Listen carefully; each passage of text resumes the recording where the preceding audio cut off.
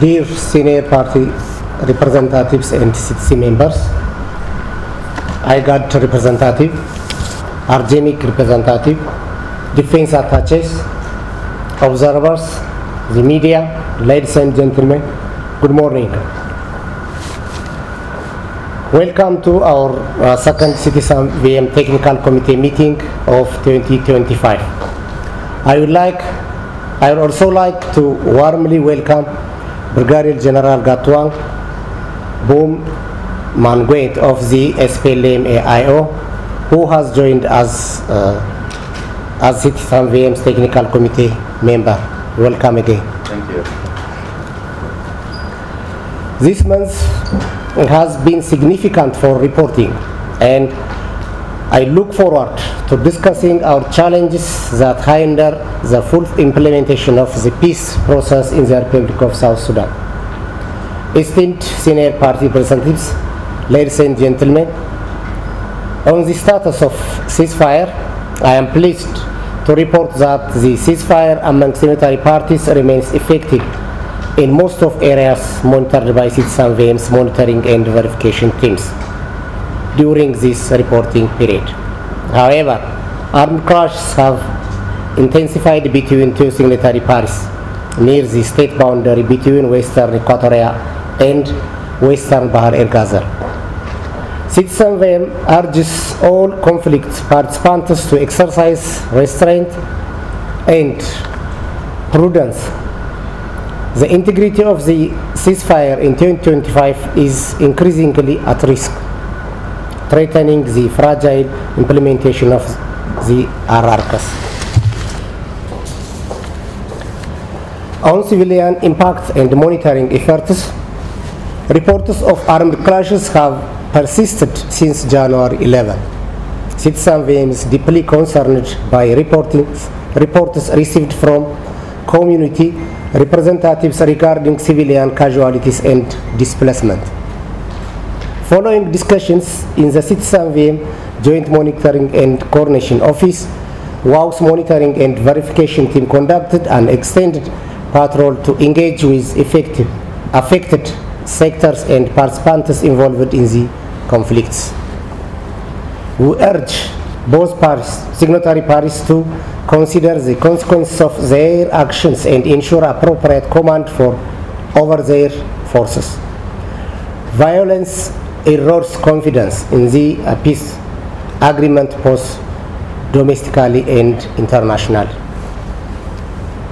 Esteemed senior party representatives, ladies and gentlemen, when it comes on challenges of access, regrettably, I must also highlight continued access challenges that has still prevented our Juba-based monitoring and verification team to conduct from an investigative patrol to Wonroba in Central Equatoria State. We would be more appreciative if our planned patrols are continued timely to obtain appropriate information for production of a balanced report, because as all you know that echo sentiment that justice delayed is justice denied. In Upper Nile State also, we once again received several accounts of continuing armed exchanges between the SSPDF and armed civilians in the vicinity of Nasser Town. Both parties must accept responsibility for their role in this exchange. CTSAMVM calls on both parties to reflect on the rationale for continuing this cycle of armed violence and its impact on the civilian population. On attacks by NAS elements, the NAS elements continue to threaten the civilian population in the Equatorias.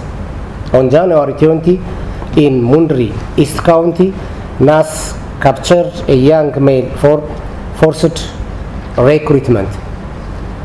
Tragically, he was shot dead while attempting to escape. Additionally, on February 9, an organized armed group believed to be NAS attacked the Jalimo SSPDF barracks in Kajokeji County, resulting in the deaths of 3 SSPDF soldiers and injuries to 2 civilians. Civilians' homes were destroyed. CTSAMVM condemns the targeting of civilians and reminds us that they are accountable for the actions of their forces, allies, or any militia under their command, as stipulated in Article 5, Protection of Civilians of the COHA 2017.